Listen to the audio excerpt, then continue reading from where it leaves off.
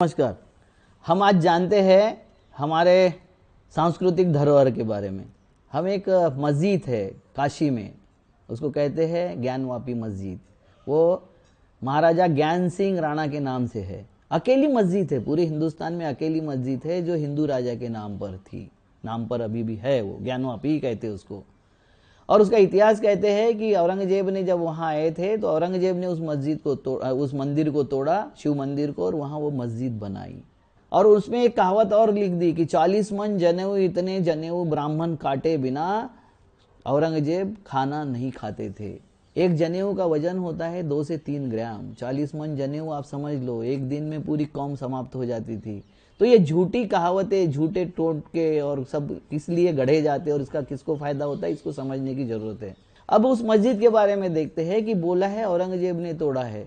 और British gadget क्या बोलता है, जैसे वो कलकत्ता में एक ये था, पड़ाव था इंग्लिश अंग्रेजों का। उस वक्त औरंगजेब नागा विद्रोह दबाने के लिए, नागा विद्रोह को कुचलने के लिए आसाम गए थे। और औरंगजेब जब चलते थे तो उनके साथ में पूरा जनान खाना भी चलता था और पूरा ताफा चलता था। तो हर दिन वो 12 से 15 किलोमीटर से ज़्यादा सफ़र नहीं तय करते थे। जब वहाँ उन्होंने नागा विद्रोह को कुचल के वापस आ रहे थे तो वहाँ उनके साथ में 12 राणा थे। राणा मतलब राजपूत राजा थे।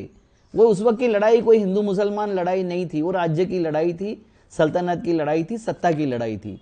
तो वो जब वापस आ रहे थे तो वो राणाओं ने बोला कि यहाँ हमारा एकलिंग जी का सबसे बड़ा मंदिर है, हम उसकी पूजा अर्चना करना चाहते। तो औरंगजेब बोला कोई बात नहीं, यहाँ 2 दिन पड़ाव रहेगा। गंगा के दूसरे बाजू में औरंगजेब का पड़ाव डाला गया। और ये राजाओं की रानियां अपनी दासियों के साथ में शिवाभिषेक करने के लिए वहां पहुंच गई। शाम को पता चला अभिषेक के आते वक्त कि कच्छक की महारानी और उसकी दोनों दासियां गायब है, वो कहीं दिख नहीं रही थी कहीं। तो उसको खोजना शुरू हो गया और खोजते खोजते रात हो गई। जितने वहां पुजारी थे उसको कॉर्डन करके लाया गया औरंगजेब के सामने। पूछा गया, उन्होंने कुछ नहीं बताया। किसी हेर ने, औरंगजेब के हेर ने बताया कि इस मंदिर के नीचे तहखाना है। जब तहखाने को खोला गया सुबह तो वहां रानी की लाश और दोनों दासियों की लाश विवस्त्र अवस्था में पड़ी हुई थी। उनके साथ में जबरदस्ती करके उनको मार डाला गया था।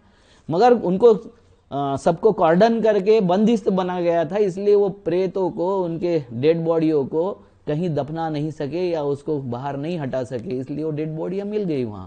अब उनका राणाओं का क्रोध अनावर हो गया कि मंदिर के नीचे ये क्या चल रहा है, मंदिर के नाम से ये क्या चल रहा है। तो राणाओं ने बोला कि ये मंदिर अब अपवित्र हो गया है, इसलिए मंदिर को हम तोड़ना चाहते हैं। औरंगजेब क्यों ना मनाही करेगा। औरंगजेब ने बोला जैसा आपको लगता है उचित कीजिए। उन्होंने वो तोड़ दिया और वहां मस्जिद तामील हो गई। राजा ज्ञान सिंह राणा ने वो मस्जिद, कच्छ के राणा ने वो मस्जिद तामील की। और उसके बाद में क्या हुआ, मस्जिद तामील होने के बाद कि वहां के जितने पुजारी थे, पंडे थे जो वहां पूजा करते थे, उनको सबको मारा गया, उनकी सबकी जान ले गई, क्योंकि वो किसी का नाम बताने को तैयार नहीं थे। तो सबको दोषी पकड़ के उनको मार दिया गया। तो इन्होंने पूरा सब तरफ, चारों तरफ बवाल मचा दिया कि औरंगजेब ने हिंदुओं की हत्या की, उनकी ब्राह्मणों की हत्या की। ये सच नहीं था, अपराधियों की हत्या की थी। और अपराधियों का हत्या करना ये राजधर्म होता है, राजा का कर्तव्य होता है, वो उसने पूरा किया। मगर वो मंदिर तो अब टूट गया था, पिंड बाजू में स्थापित हो गई थी। वहां मंदिर बनाने के लिए जब बचे हुए जो थे, जो गागा भट्ट यहाँ आया था छत्रपति शिवाजी का राज्याभिषेक करने, वो एक परिवार बच गया था क्योंकि वो उस वक्त वहां नहीं था हाजिर।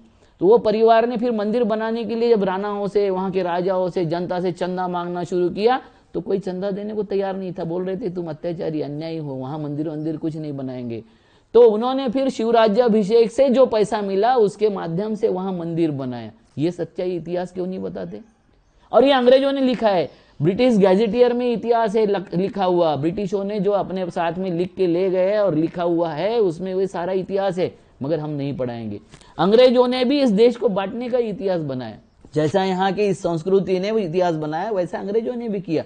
क्योंकि अंग्रेजों ने इतिहास लिखा, मुगल कालीन इतिहास, हिंदू राजाओं का इतिहास, और खुद के बारे में क्रिश्चियन इतिहास नहीं लिखा, वो ब्रिटिश कालीन इतिहास लिखा।